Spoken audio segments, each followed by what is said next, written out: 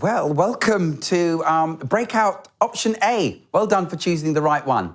You're here back for what follows in this breakout session. If you haven't already, you might want to pop a message on Twitter or indeed LinkedIn if that's your preferred social media platform.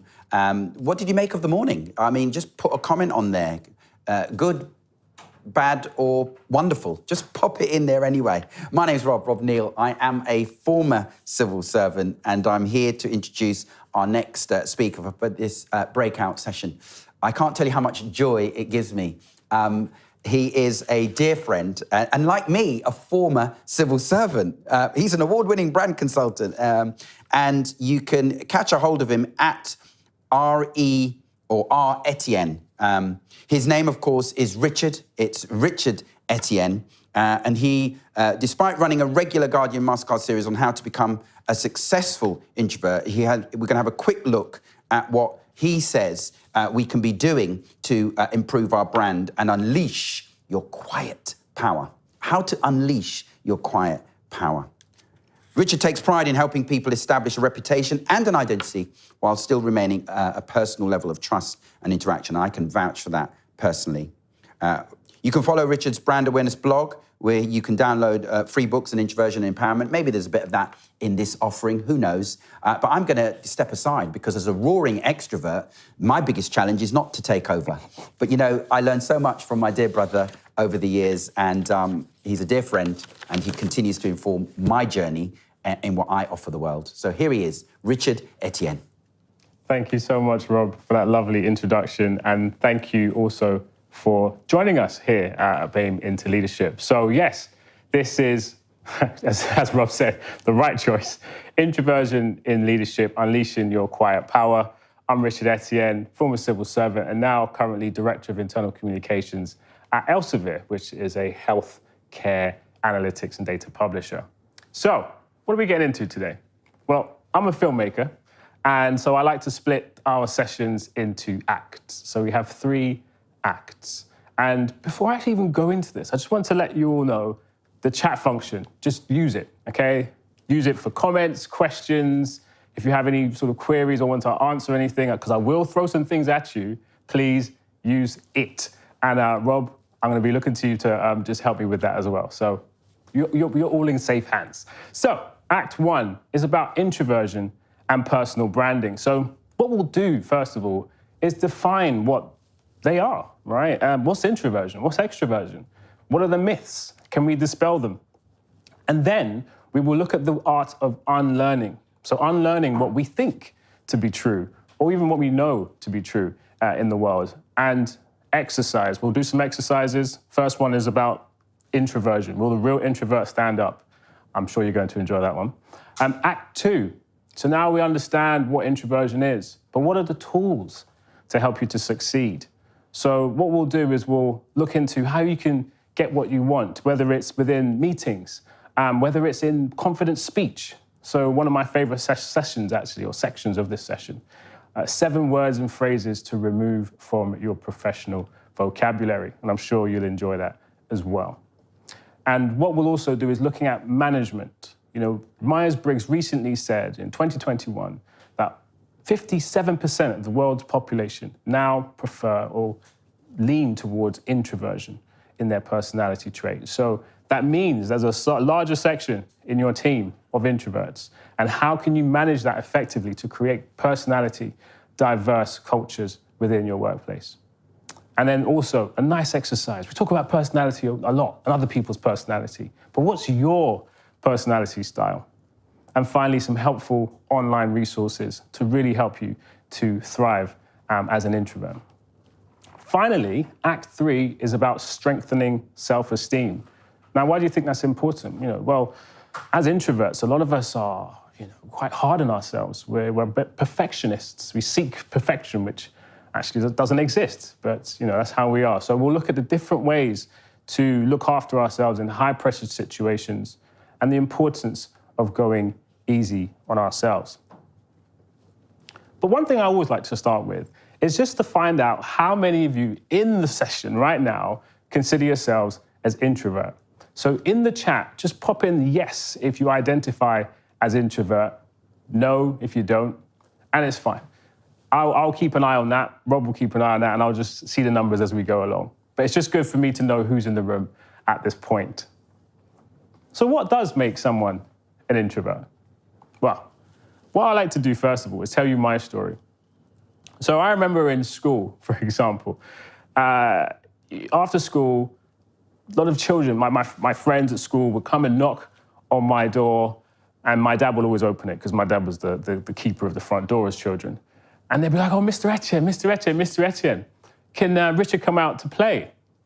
And I would be hiding behind the door, signaling no to him, like erratically, because I was thinking, wait a minute, I've just spent 6 hours with you guys. Why would you want to spend any more time together? And that was a lot of my childhood experience. You know, I preferred a bit of solitary play rather than the group play. And I thought something was wrong with me.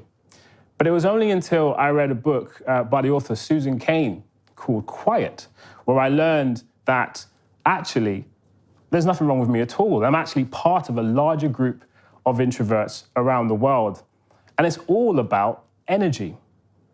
So what I like to say as a definition between the two, introversion and extroversion, it's how one gains or drains energy. Gains or drains energy. And the terms came from psychologist Carl Jung, and he actually was quoted saying, there's no such thing as a pure introvert or extrovert, and such a person will be found in a lunatic asylum.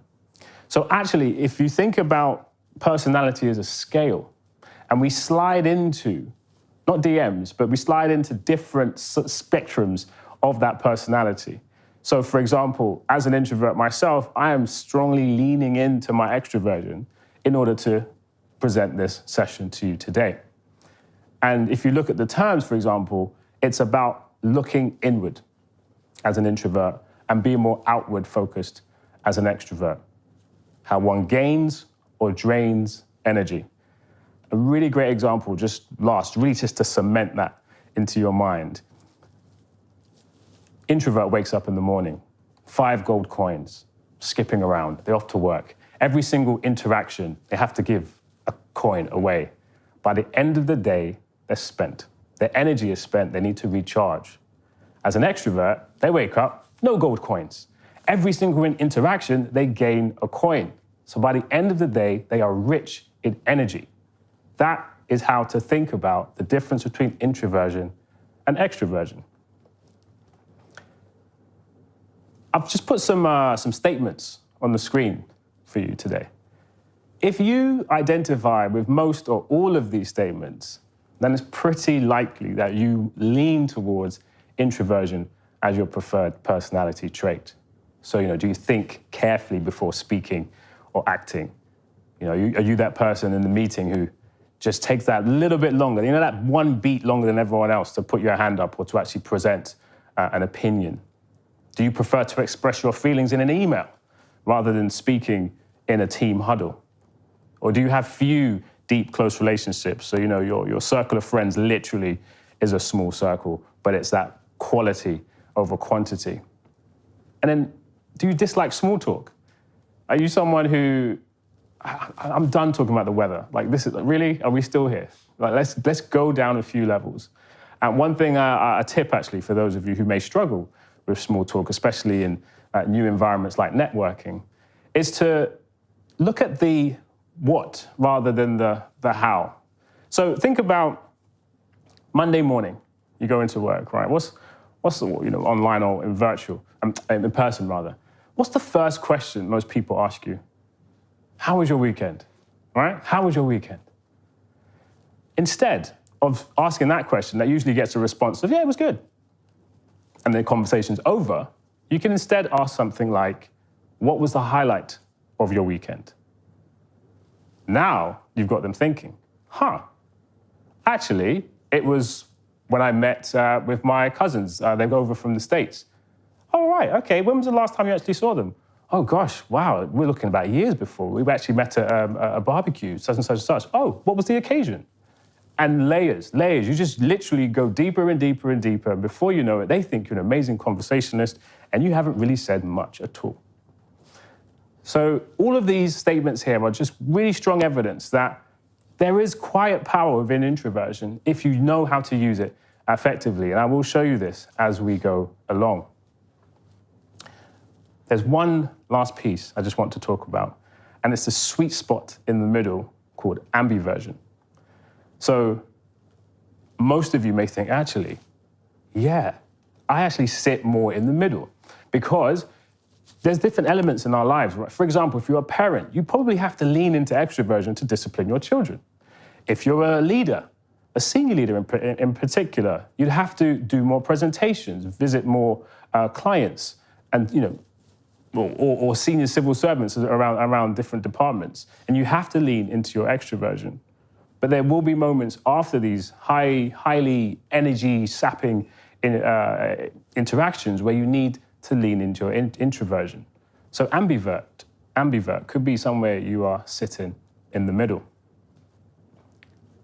This statement here from Emma Watson, I'd love to know how many of you actually feel that you relate to this statement. So if you are anything other than an extrovert, you're made to think that there's something wrong with you. Again, use the chat. If you have any examples of how this has played a role in your working life, please share and share alike. It's interesting, right? This is one of the few situations where you can have a conversation among yourselves while I'm speaking, and I'm happy I endorse this. So, poll time. We have 10 personalities here. Some alive, some no longer with us. And what I would love you to do is select 5 individuals from these 10 who you believe are introverts. 5 of these are introverts, 5 are extroverts, and they're all self-proclaimed introverts. So, Rob, what I'm going to do, I'm going to open the poll, and you should see 10 names. I want you to pick 5 options. You know, Rob, I've done this for about 4 and a bit years. Yeah. No one has ever got this right. No one? No one. Wow. So we've got at least 100 attempts. Let's see if we can get a first for this now. I'm going to look up the poll, right? You want me to do that? Please, thank you. Okay. Let's have a look at that. Answers are coming through.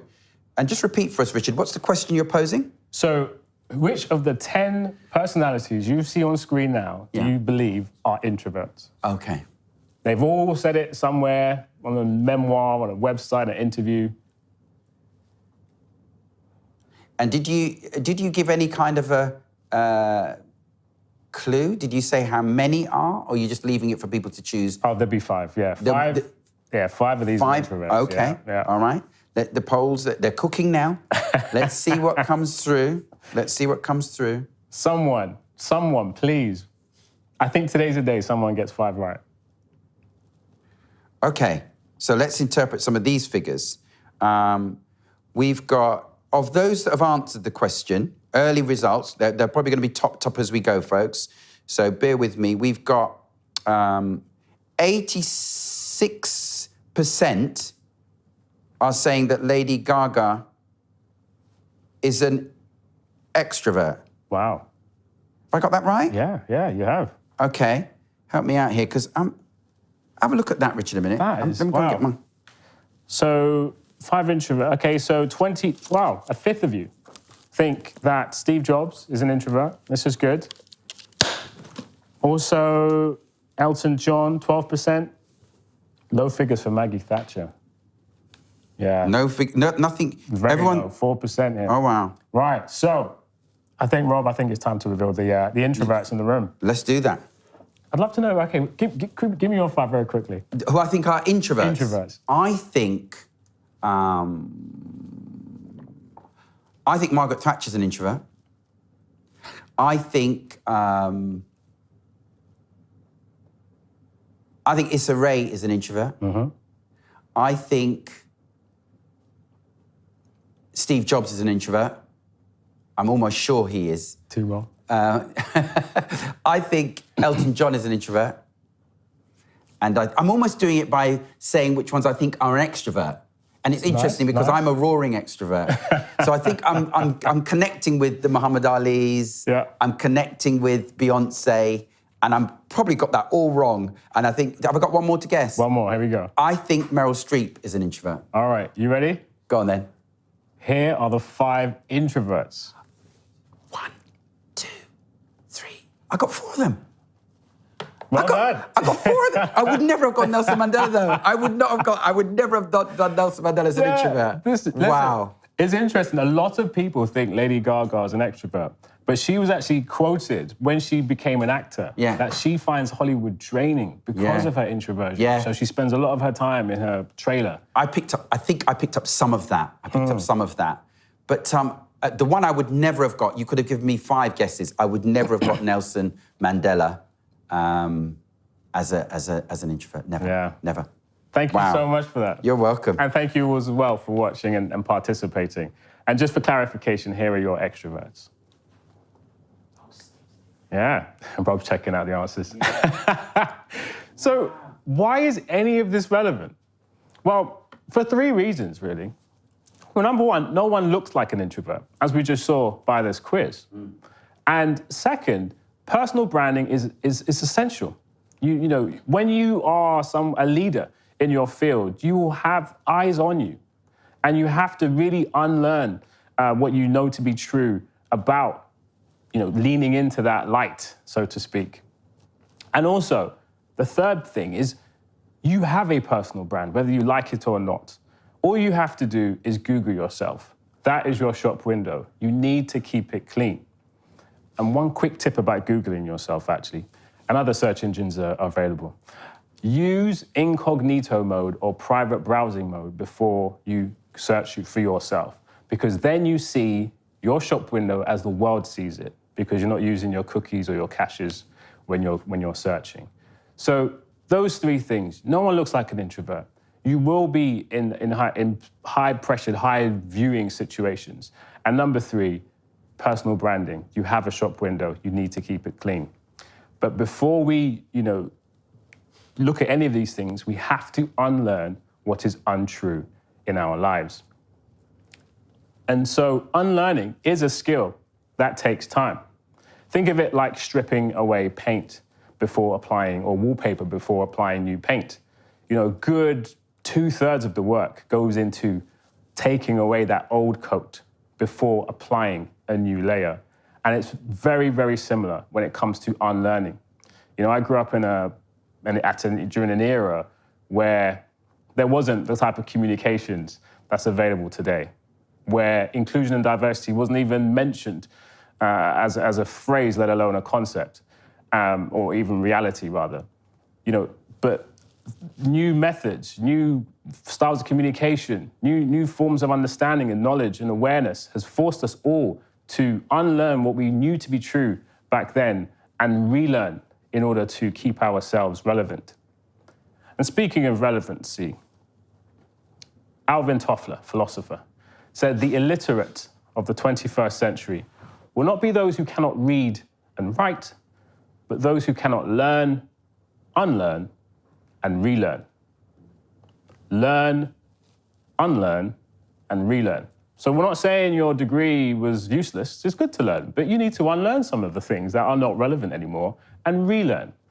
Think about the top 10 jobs today that didn't even exist 10 years ago, right? So you have, your social media strategists or architects. You have social media influencers, Pilates instructors, cryptocurrency people, financial advisors, right? These are the people, they're in industries that are making a change, whether positive or otherwise. But this is now. And I remember even just not too long ago, just before COVID, we thought artificial intelligence was going to change the way we lived our lives. But no, it was a pandemic. So we had to unlearn what we knew to be true of collaboration, especially in work environments at the time. And I know a lot of work is being done across the civil service with the future of work. So 3 ways to help you to unlearn and relearn. So unlearn the way you approach your brand. So this goes back to the whole shop window piece. What does your LinkedIn look like? What does your intranet profile look like?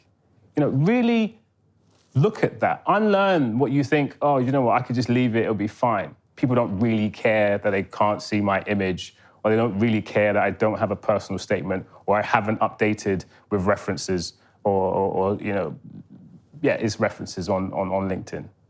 Do it. Because anytime you apply for a role, or anytime someone hears your name, or someone mentions your name, or at a platform like this, what's the first thing you do and others will do? Is search for you online. And because of the algorithms and the strength of Facebook and these other large companies, they will be top of the tree on the search results. So make sure those windows are kept clean. When you Google yourself, click on images. What's shown? If you don't like what you see, you can contact Google, for example, and ask these images to be taken down. There are ways to do that. Just search for them. Unlearn the way you communicate your value. So, again, this isn't about just verbal communication, but more about how, for example, CVs. Let's use that, for example, right? Do you remember back in the day, you used to go down to like some employment agency like Reed, and you'd bring your 2-page CV and you sit there and you look and see what jobs are available. That doesn't really happen anymore. You know, as well as everyone else, the roles within the civil service usually go on civil service jobs. They're not going to be advertised in a large way externally. Yes, there are parameters or limits on how you can present your CV, and because everything is uniformed and blind, you need to think of another way to communicate your value. Can you go and have coffee catch-ups with the hiring person? Can you present yourselves in situations like this where you can do some public speaking, or communicate it via your champions, your sponsors? There's lots of different ways to communicate your value outside of the old or archaic ways of past. And that brings me nicely onto the last one about delivering your value. So I find it really nerve-wracking to stand in front of lots of people in an auditorium. But right now, I'm delivering my value to a camera. I can't see you, so I feel a lot calmer right now. And you may want to think about that. Now we're living in a hybrid world. There could be opportunities for you to deliver your value in a way that doesn't add too much stress or takes too much energy away from you. So really just have a think about that. There are many other ways, and I do put some of this on my website as well. So please check that out. I will leave a link at the end. And finally, I just want to share this quote with you because it really spoke to me when I put this together. And it's from Etienne, who was a philosopher. He's actually one of Socrates' pupils. And he said, "The most useful piece of learning for the uses of life is to unlearn what is untrue." Unlearn what is untrue. So what he's essentially saying is you've been living a lie. And that really hit me. So when you're looking through, for example, civil service jobs, and you see the role that you think, I could go for this. And then you read the role responsibilities and you're like, actually, no, that's not for me. I've not done all of the things that they're asking for. Or, that salary is too high. I probably shouldn't go for that role. Who told you that? Unlearn what is untrue. If you think sitting in a meeting and actually not saying anything is fine and will advance your career, who told you that? That's not true. Or if you sit there quietly and just diligently do your work, but don't let anyone know the value of your work, that you will get that promotion or you will get put forward for some sort of project that will elevate your presence across the department. Unlearn what is untrue. So that was Act 1. So what we did, we looked at introversion and extroversion. What did I say it was? How one gains and drains energy. I could hear Rob over there repeating it. Gains and drains energy. We also looked at the need to unlearn as well for the use of actually advancing your career. We looked at how to deliver your value differently, how to keep your shop window clean online. Please use the chat if you have any questions, comments, you just want to field things. There will be a Q&A at the end. I'll leave about 15 minutes or so to have a chit chat together, but please keep them coming as they go. So now we understand the foundations of introversion and extroversion. But what are some tools that we can use to help us to succeed? So I'm going to look at how to be heard as an introvert. And I'll use two different scenarios. The first one will be handling ourselves within meetings, and the second one is how to speak confidently so that others will listen. So first, handling meetings. I don't really like meetings. I don't. You know, I don't make it a secret. I even let my seniors know this. Because the thing about meetings is we spend, prior to the pandemic, we spent about, a third of our working week in meetings. And now, because of a new pandemic called presenteeism, we're in meetings, it feels like we're in meetings all of the time. People can see your calendar, they see a gap, they've got you. I now have to create meetings of my own for myself, such as lunch. However, meetings are important because they help to showcase your personal brand.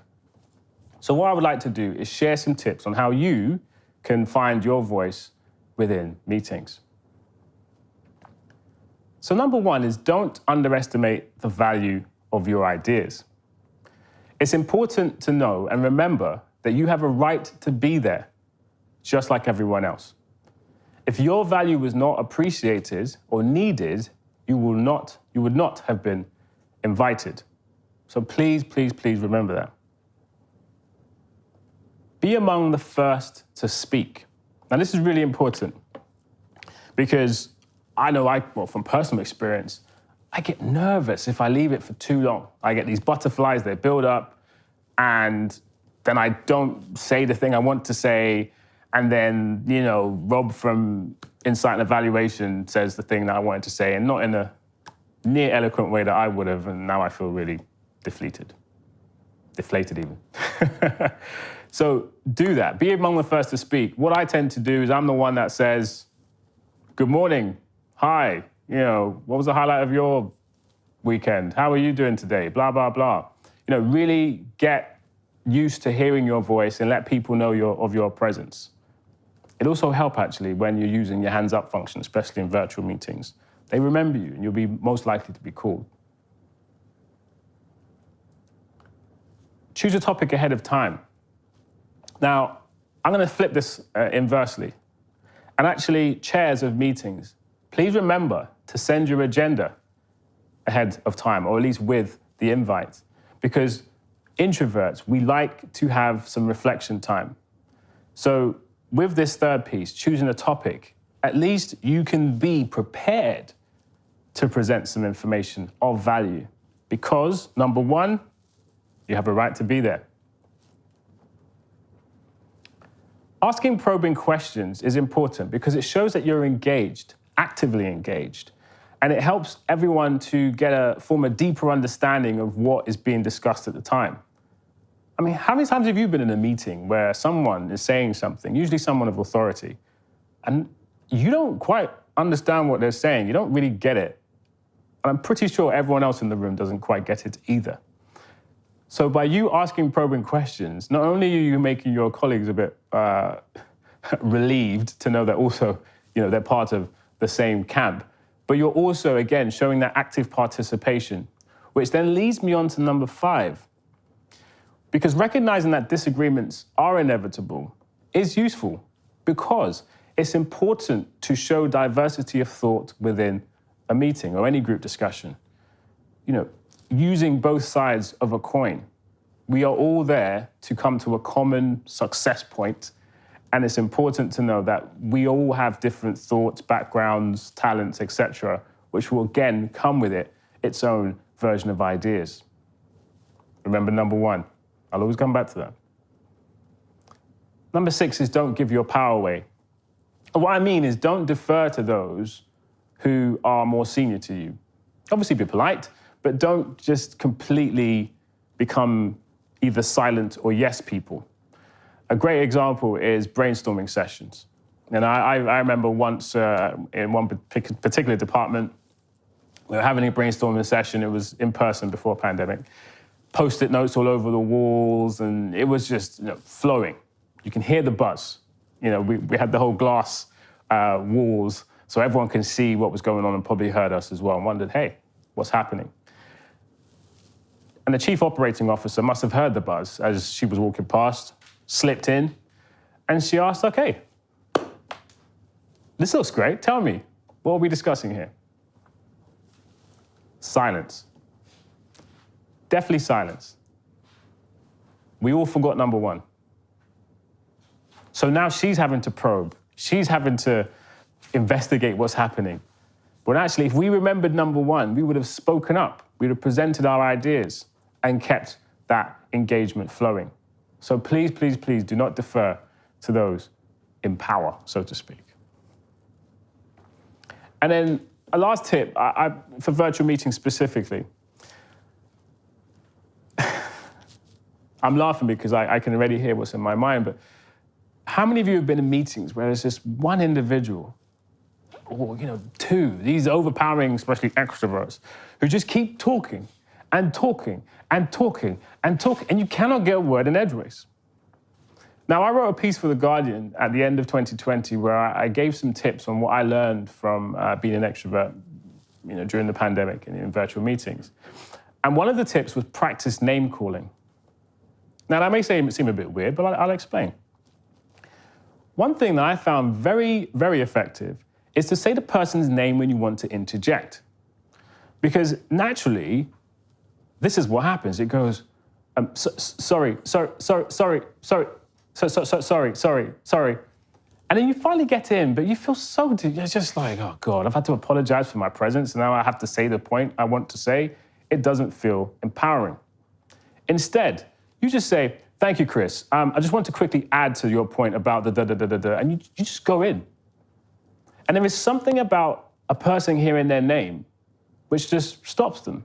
And it links actually to Dale Carnegie, How to Win Friends and Influence People. And one of the tips found in the book was, or a statement, was that the sweetest sound to any person is the sound of their name. And it could have some sort of, I don't know, some psychological Freudian childhood link. But saying someone's name is very effective in interjecting. But just remember to thank them as you go in, so it doesn't seem too confrontational. Try it. Just try it for a week. If you are that individual who finds yourself in those overpowering meetings, try it. Practice name calling. Now, this is one where you can discuss in the chat, and again, we can pick this up in the Q&A, because I love a bit of peer-to-peer learning, right? But I would love to hear how you have overcome a reluctance to express your ideas in meetings, because there's a lot we can learn from each other. So feel free to pop those into the chat, and we can discuss a little bit later. So that was meetings. 7 phrases, words and phrases to remove from your professional, not personal. You can say what you want in your personal lives, your professional vocabulary. Rob, I'm going to encourage you all to just pop in some words that you would like to stop saying or reduce the saying in your professional vocabulary. And we'll just check them out in the chat. Just have a think about that. I know some words that, gosh, a lot of people don't want to say sorry. And I know I've mentioned that before. What's another one? I know a lot of people don't like to say, it's usually apologizing, isn't it? Or just. I don't want to say just anymore. Rob, what kind of words do you want to stop saying in your professional vocabulary? What do you find yourself saying? You're like, you know what? I find this really tedious. Why do I keep saying this? Do you know, more than a word, I suppose it is a word, but it's because my work is often around presentation, facilitation, and communicating with words in a live space often. The and that, yeah, it's the and sometimes when I watch it back or I have opportunity to hear myself, which is challenging for me as an extrovert, I don't spend much time there, it kind of annoys me, right. And it's like an unnecessary punctuation. So that's the first thing that came to mind. And then when I heard you speaking with our viewers around apology and some of the negative, or at least perceived as negative words, like can't, I know that's 2 words, or impossible, or won't, and again, I know that's 2 words, but those sorts of phrases and words are ones that wish I could reduce, or at least it feels like I should. But definitely the and the and the that kind of stuff. I mean, it's so ingrained though. I think it's going to be hard. It is. But I'm listening with intent. Do it. Stay with me. Stay with me. Let's go through this together then. Okay, so 7 phrases. Here we go, or words as well. So the first one, just. How many times have you put that at the front of an email? Email, I find a stricter discipline, so I kind of look back at it aesthetically and think, oh, there's no need for an and or a just or a but there. So they kind of evaporate. But you're right, in spoken word, that word just does come up. It really does. So a lot of us probably say things like, oh, just checking in to see if you've got that report I've asked for. Just wanting to know if you've got some time for, between such and such to meet up. It feels a bit like an apology. It feels like you're just trying to creep in and make everything a bit soft. I would say just remove it. Yeah. Get rid of it. Yeah. Especially in your emails. And just read it back. And you'll find actually, it's not confrontational at all. It's the right amount of direct to get the answer that you require. Get rid of it. I'm no expert, but have you ever used that before? A version of that, yes. A version of that. It's not for me to say, or with respect or something like that. It's kind of like putting yourself in a different space, but still in the conversation. So you're still hanging on to the conversation, but you're trying to, I guess you're trying to find room in that conversation to still be heard. I don't know. I think that's what comes to mind when I see that. No, that's a really good point. That whole separation from the subject. Yeah. A lot of people tend to use it, if they've been asked a question that isn't part of their key skill set. So, for example, I'd say I'm a comms guy, right? And I sit in a policy meeting. Yeah. I'm not a policy guy, right? But someone in the meeting, remember, number one, you have a right to be there like everyone else. Ask you a question, ask me a question about policy. So what I would do, I bring it to where I am an expert in. Yeah. So I will say something along the lines of, well, within communications, there are always 3 things that I consider. What do I want my audience to think, feel, or do? Yeah. And I'm sure within your policy, you want that effect. So, have a think about the comms part of that. Yeah. How can we bridge that gap between what is written, but what you want people to actually acknowledge and carry out? Yeah. So, or second point, actually, if you don't have that, maybe you do know an expert. So I could say, do you know what? This is not my field. However, I know Rob. Yeah. This guy knows it. He is an expert. And all of a sudden, I'm now still of value because I've connected them to the expertise. Yes. And it's also, it seems to me it's almost like a disclaimer. You're kind of insuring what comes next. You're literally like an insurance to say that, okay, I'm here. I have a right to be here. But you know what? I don't know everything. I know a woman who can, or I know a man who can, and you might name them, and then you feel good because you've made the connection. That's right. But it's declaring that actually what I'm saying about this particular subject is not the center of my lane. Yeah, no, perfect. Okay, number 3. There I you can't, go. yeah. Can't. Wow, it's third time. How did you do that? It's magic. But it's true. Henry Ford once said, if you think that you can or you can't, you're right. You're right. Yes, I have heard that before. And it's so true. I feel like it's better if we own the thing. Because we can do whatever we want. You can fly if you really want, right? So I choose not to. I won't. I prefer not to. Like, take ownership, because you can do anything, but you just choose not to. I think he was quoting, who's attributed to have said that? Henry Ford. Yeah, I think in his book, Stephen Covey, The 7 Habits of Highly Effective People, he quotes that and talks about, but that's where I bumped into it. Oh, nice. That's where I bumped into it. Yeah, wisdom, it travels. By the way, we didn't practice this, folks. This is live, live and direct. Okay, right, so number 4. Honestly. To be honest. To be honest, Honestly speaking. To be honest with you. To be honest with you, as opposed to the person who's not in the conversation. But to be honest with you, no, that comes up all the time, doesn't it? Yeah, and I hear it a lot, and you probably, if you're independent panel members in interviews, nervous candidates saying, well, to be honest with you, So, wait, what were you saying before? Was that not true? Wasn't that true? Yeah. And are you saying, Richard, and I know there's a few more to come, are you saying that nearly always they can be taken out? Or are you saying there's a word that could be used instead? So with each of these, I always try to put a replacement. Right. With honestly, there isn't a replacement. But what I would say is pause. Take a moment to think, because here's the thing. When you're in interviews, for example, I always have water, because when I need some time to think, because words like honestly, or to be honest with you, they're just bridges to help you to get to the thing that you want to say. You're trying to buy yourself some time. Sure. But there are other ways to do that. Yeah. So you probably heard this one, right? Oh, that's a great question. Yes. Yeah. Everyone loves saying that. Yeah, a lot of politicians do that, don't they, when they're being asked a question. Yeah, that's okay. You can or use thank you for that question. Yeah. Yeah. However, if you really want some time, all right? First of all, number one, you can take a sip. Some silence here for that one. And you can say that was a great question. You say, yeah, that was a great question, because actually that links to some of the work I've been doing with DEFRA, during that time where they were blah, blah, blah, blah, blah.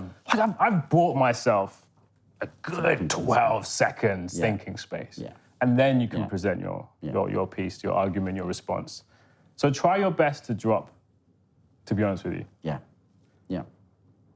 What if we tried? Now, I understand that's a collaborative thing. However, as a leader, I would prefer to hear someone use a statement. Like, I think we should. Yeah. I think we should take this whole thing to LA. Yeah.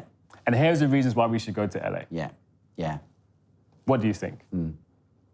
Then you bring the question at the end. And there's something more active about that too, actually.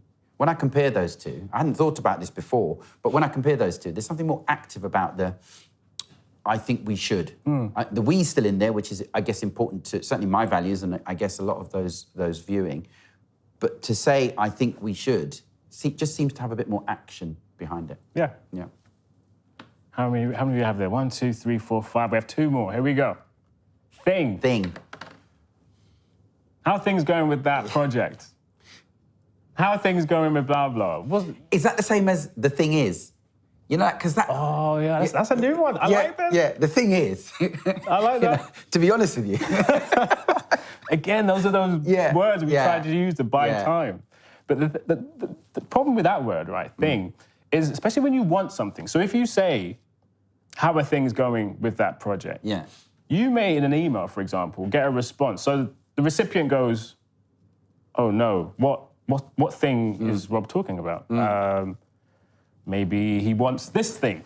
Sends it. Rob receives it. No, I meant the timeline. So instead of doing that, say, oh, how are things going with the project timeline? You can use the word thing if you want, but just be specific. Be specific, because on its own, it's quite ambiguous. Very. And I'm wondering if some people deploy that purposefully to make it ambiguous. But anyway, Oh, that's another level. Yeah. That's a different session. Yeah. The thing is...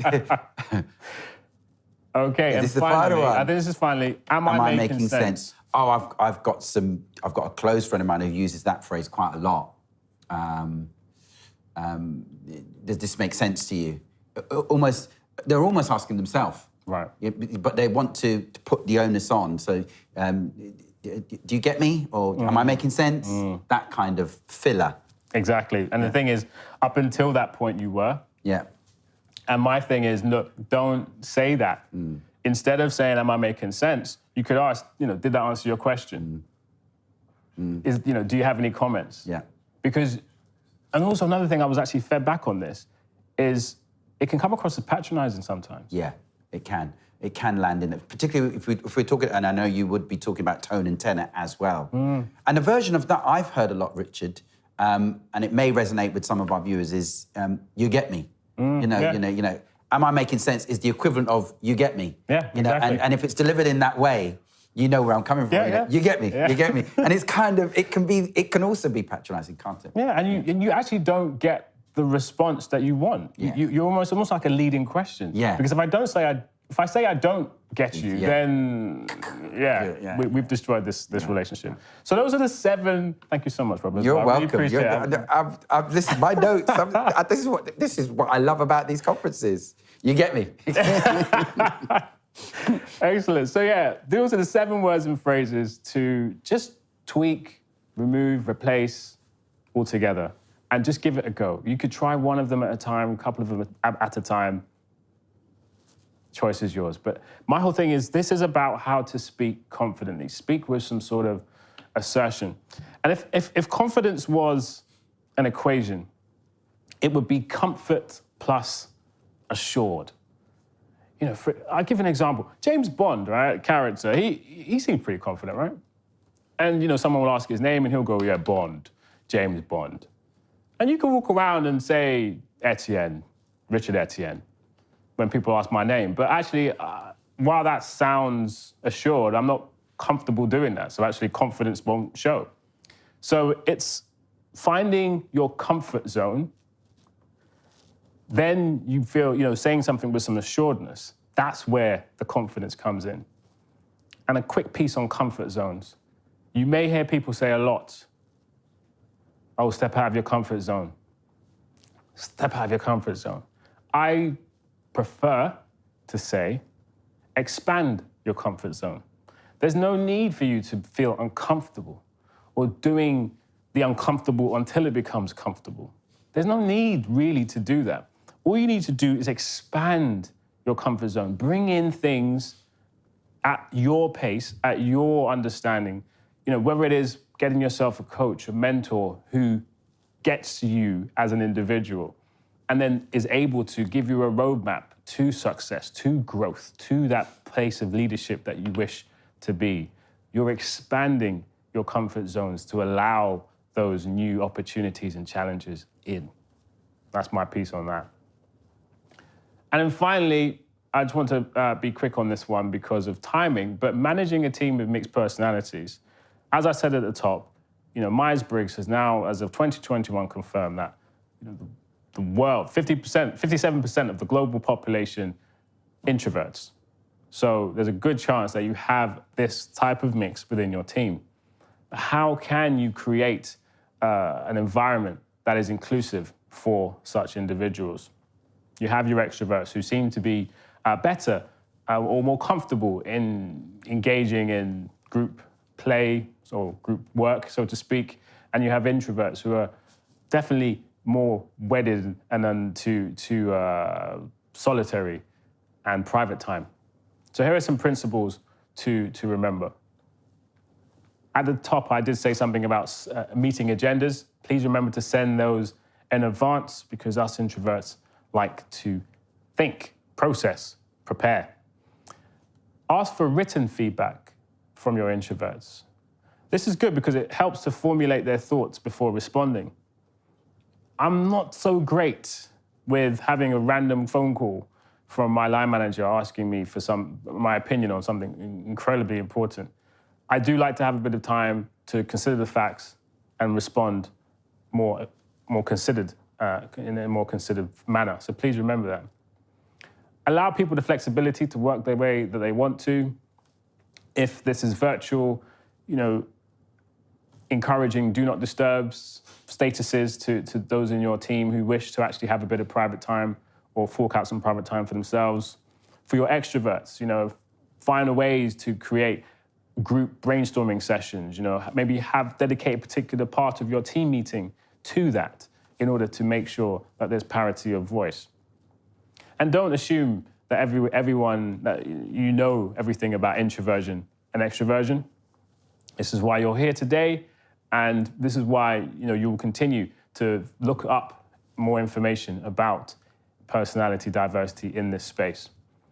And please try not to overload your team with meetings. And also, definitely don't let a dominant personality do all of the talking. One tip that I found very effective is to rotate the chair, for example, in regular meetings. You know, that way you just have a different lens each time, and it allows, as I said earlier, that parity of voice. Personality tests. So there's one on screen here. Another one I like to use is 16 personalities. That's the 16 numerical personalities.com. I use it in my one-to-ones when I have a new joiner, parts of personal development plans. This is really helpful in allowing your team members to learn about themselves, but also for you to learn more about your team. So these are the 16 personalities. And when you go on to 16personalities.com, this is taken from Myers-Briggs personality test. And in short, if it has I at the front, you're an introvert, E, extrovert. And why are those important? Well, here are some adjectives, actually, that are linked to those different personality types.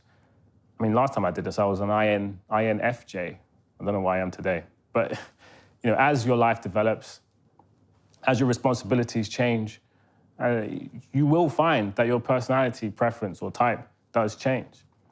And you will need to lean, as I said, into the different spectrums of this personality. Online, there are some really great blogs and articles. So Quiet Revolution is the associated website with the book Quiet from Susan Cain. And it's definitely focused more on the professional work side of your life. Introvert Dear, that's more personal. It looks at your relationships. There was an article I remember during, Valentine's. And if you find yourself, as an introvert, how to spark up conversation in the bar after lockdown, these things, life has moved on and changed a bit. And here are some Twitter profiles to follow as well. Take a screenshot. Udemy.com, that's another website, but you can get some free or very low cost training tools. This is one of my courses that's live at the moment. You can find so much, almost anything about everything, or everything about anything, is on udemy.com. And also LinkedIn, have LinkedIn Learning. So those are the tools available to help you to succeed. We looked at how to speak up in meetings effectively. Remember that number one? You have a right to be there just like everyone else. We also looked at the 7 words and phrases to remove from your personal vocabulary. Thank you, Rob, for that as well. And then we just looked at some online tools and also managing teams with mixed personalities in an effective and inclusive way. So very mindful of the time. This is a very, very short section. And I just want to look at mental rehearsal very quickly. How many times have you heard someone say to you, don't worry, it'll be fine? Actually, worrying effectively or productively is really good because it helps you to think of everything that could go wrong, plan your contingencies in case of those things, but also it helps you to think of what you want to happen as well. So it's almost like muscle memory. Think of an athlete who literally goes through their mind the 100-meter race over and over and over. They are getting their body literally used to it, like it's happened already. So by the time the live event comes, it feels like second nature. So that's the definition there on screen. And you can use it for presentations, you can use it for, before an interview, something like this. I mean, I did it for sure. And then our daily habits and rituals, I'll just leave on screen. But my favorite from all of this is learn to say no more often. Us introverts, we struggle to ask for help. But sometimes using the word no allows individuals to see this boundary you've created for yourself. And hopefully if their EQ is quite high and they are empathetic, they will ask, how can I help? So try to use no more often. And that's strengthening self-esteem. So thank you very much. I have left some time for Q&As. Rob, love to talk through them with you, but thank you so much. A lot of what I've discussed is in my downloadable free guide on my website. Self-Promotion for Introverts is the latest one. Check it out. Wow. Richard Etienne, unlocking that quiet power, Richard, we've got a small amount of time for questions. You're good for that? And then we're going to ease our way into a comfort break. Brilliant. Let me start by saying some lovely feedback coming through. Amazing. This is eye-opening stuff. I'm learning a lot. Thank you. Thumbs up. I definitely chose the right breakout. You get me. And I'm wondering if those that have come to this breakout, have you picked up the contrast here? To some people, we're two black men, right? But so different, so different. And the love and respect that flows is wonderful. Introvert, extrovert. But let's turn to some questions, Richard, if you're good for that. I love this question. Can I be both? I feel I act differently in different situations. If I feel accepted, then I am an extrovert. But if I don't feel safe, I withdraw. Any words of wisdom for that question? I feel like that a lot. And it goes back to that quote at the top about if you're anything other than an extrovert, people think there's something wrong with you. But the truth is you can be both. Yeah. That no one is either one or the other exclusively. And what I would suggest is having mentors with different personality styles who can help you to get to that place you want to be of comfort. Yeah. So I have an extrovert mentor. I mean, I even consider you as a mentor. You don't know that, right? But like I have different people in my life, almost like an executive team of consultants that I can go to learn about, okay, I'm about to go into this particular situation. How can I, well, the civil service uses this a lot. How can I bring myself, my whole self to that situation and not compromise it? Because it's not up to you to, how can I put this, make others feel that extroversion or introversion is the thing to desire or have within that space. But what I would say is have people in your circle that allows you to expand your comfort zone so that you can, because it's natural to be different in different situations. As I think I mentioned this at the top, as you are promoted, as your lifestyle changes, you need to lean into both. But I think it's just having those people in your lives that can just let you know when to dial up and dial down in different situations. I hope that answers your question. I hope it does too. And with 3 minutes left, one of the things I do want to ask you, you've mentioned a number of learning resources and a number of ways in which at low cost, some of them free, that our participants, our viewers can lock in on.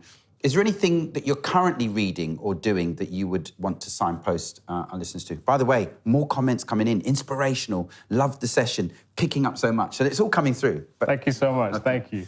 So Susan Jeffers, Feel the Fear and Do It Anyway. That book is about 30 odd years, old, but it's still highly sought after because of the wisdom it contains. And if I could literally summarize that whole book in one line, it's action comes before confidence. You need to take that leap. Take that leap and the net will appear. I feel like when I look back at what I've done and where I've been, if you'd have told a 15-year-old me this is your future, I'd have been like, nah. Nah. But I just say yes. I just take that leap and the net will appear. So Susan Jeffers, that was a good book. Feel the fear and do it anyway. Wow. I think one of the things I love most about this session, Richard, is that you're not saying that one way or another way is right or wrong. You're saying that it's the acknowledgement, it's the understanding the way you are and what your preferences are, and then you're sprinkling it with tips around how you can work with that and indeed make that a powerful thing. Is that at the heart of your message? Did I pick that up right? Yeah, and please tell me if I didn't. No, you said it perfectly. I feel like it's all about self-awareness. The more you know about yourself, the more you can give. And as long as you start from a place of what of myself can I give, you'll be fine. Wow. Self-love. Nice. Love that.